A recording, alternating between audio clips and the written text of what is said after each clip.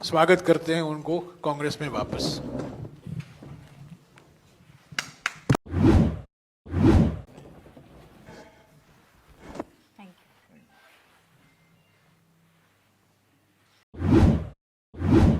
আজকে এআইসিসি অফিসে অনেক দিন পর প্রায় 6 বছর পরে আবার ফিরে এসেছি। খুব ভালো লাগছে।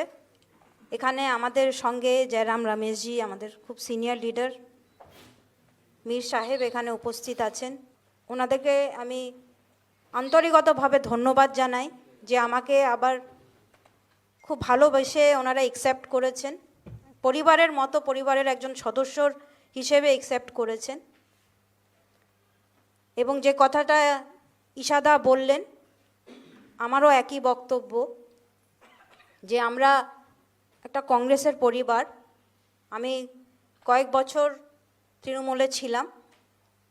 তৃণমূলও আমাকে কাজ করার সুযোগ দিয়েছে, আমাকে রাজ্যসভার সাংসদ করেছিলেন, ডিস্ট্রিক্ট প্রেসিডেন্ট মালদার করেছিলেন।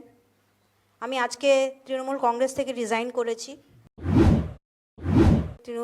তৃণমূল কংগ্রেসের নেত্রী, ওনাকে আমি রেজিগনেশন লেটার অলরেডি পাঠিয়ে দিয়েছি এবং রাজ্যসভা থেকেও আমি রেজিগনেশন লেটার অলরেডি রেডি করে নিয়েছি। সোমবারে নিজে গিয়ে জমা দিয়ে দেব।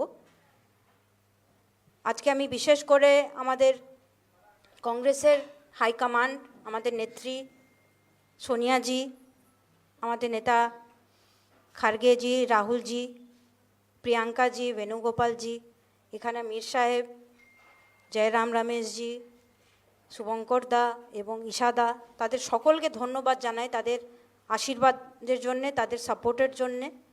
এবং আজকে বরকত সাহেবের কথা খুব মনে পড়ছে, কারণ ওনাকে দেখেই আমরা কিন্তু রাজনীতিতে এসছিলাম, আমার মাকে দেখে রাজনীতিতে এসছিলাম। এবং সারা জীবন ওনারা মানুষের জন্য কাজ করে গেছেন, কংগ্রেসের জন্য কাজ করে গেছেন, কংগ্রেসকে মজবুত করার কাজ করে গেছেন।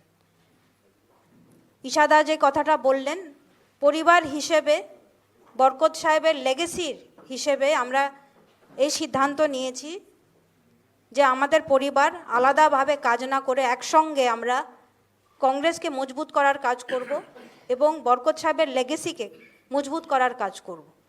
তাই ফ্যামিলি হিসেবে আমরা এই ডিসিশনটা নিয়েছি এবং